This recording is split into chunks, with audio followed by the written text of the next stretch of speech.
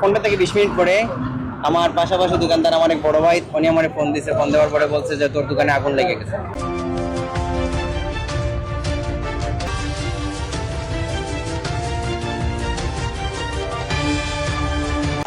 দশটা 20-এ দোকানটা বন্ধ করে বাসায় গেছি।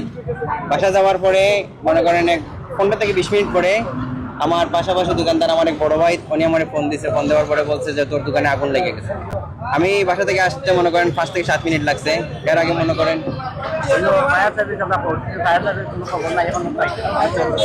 তারপরে আমার বড় ভাই তারা মনে করেন ফায়ার সার্ভিসে খবর দিছে। আমি আসার আগে মনে করেন আমার বড় ভাই তারা আমার খবর না দিয়ে ফায়ার সার্ভিসে খবর দিছে।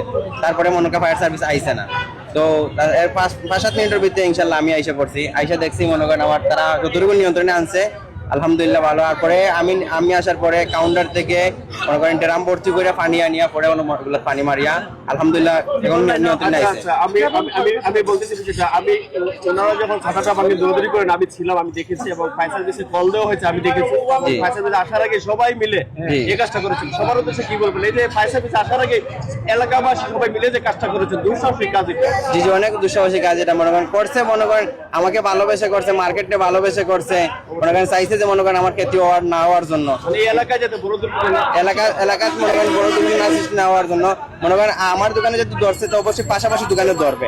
কারণ আমার সাথে একটা কাউন্টার ছিল, কাউন্টারে মনে করেন ধরছে, তারপরেও এটা নিয়ন্ত্রণে আসছে। কিন্তু মনে করেন আমার সবকিছু মানে পুড়ে গেছে, একটা কিছু মানে বাকি রয়েছে। আগুন লাগার আসলে কারণটা মানে কিভাবে আগুন লাগলো আপনি জানতে পেরেছেন? আগুনটা এখন আমরা জানি নাই, কিন্তু যতটুকু অনুমান করতেছি মনে করেন কারেন্টের দিকে। কেমন কত টাকার ক্ষয়ক্ষতি হয়েছে বলে মনে করছেন? আমার দোকানে প্রায় 2 লক্ষ টাকার মতো মালামাল ছিল, 2 লক্ষ প্লাস হবে অনুমানিক। মানে 50-60 হাজার টাকার মাল আমি পাইছি। তাও পাইছি মনে করেন এগুলো ফল জাতীয় মনে করেন যেগুলো রাইখে গেছিলাম ওগুলো পাইছি। আর কাপড় যেগুলো আছে এগুলো মনে করেন পুড়ে গেছে। কাপড় ছিল, কাপড় ছিল, ফল ফ্রুট ছিল, মানে ফল ফ্রুট মনে করেন এগুলা বাঁচাইছি। এখানে প্রথমে আমি এসেছি, দেখলাম যে আপনার দোকানটি ভেঙে শাটার ভেঙে ফায়ার সার্ভিস কর্মীরা আসার আগে আপনার আগুনটি নিয়ন্ত্রণে এনেছেন। এত যদি বলতেন আসলে এই দোকানের মালিককে এবং ক্ষতি কিরকম হয়েছে? মালিক তো আমার যে মেইন মালিক এখনো উমরাত আছে, শাকির চাচাগর ভাই।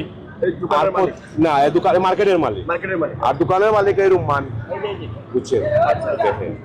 মানে এটা আপনারা কিভাবে বুঝলেন এখানে যে আগুন লেগেছে?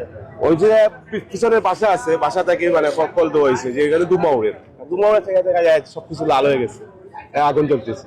তো এতে শাটার ভেঙে আগুন নেওয়ার চেষ্টা করলাম। হ্যাঁ, লাগানো ছিল। একটু যদি প্রথম থেকে বলতেন আপনারা কিভাবে শাটারটি ভাঙলেন এবং কিভাবে শাটার তো বাড়িয়ে ভাঙ্গা হয়েছে, তালা ভাঙ্গিয়া শাটার খুলে হয়েছে, খুলে পানি নিয়ে আগুন নিবানি হয়েছে। তো যারা আপনাদের সাথে অংশগ্রহণ করেছেন তাদের উদ্দেশ্যে কি বলবেন, যেহেতু ফায়ার সার্ভিস আসার আগেই আপনারা এই কাজটা করেন? আপনারা যে সহযোগিতা করছেন, পাড়া প্রতিবেশী, আত্মীয় স্বজন, ভাই বন্ধু যারা পার্টি যাইতে সবাই ধন্যবাদ। বুঝছেন, আপনার ধন্যবাদ।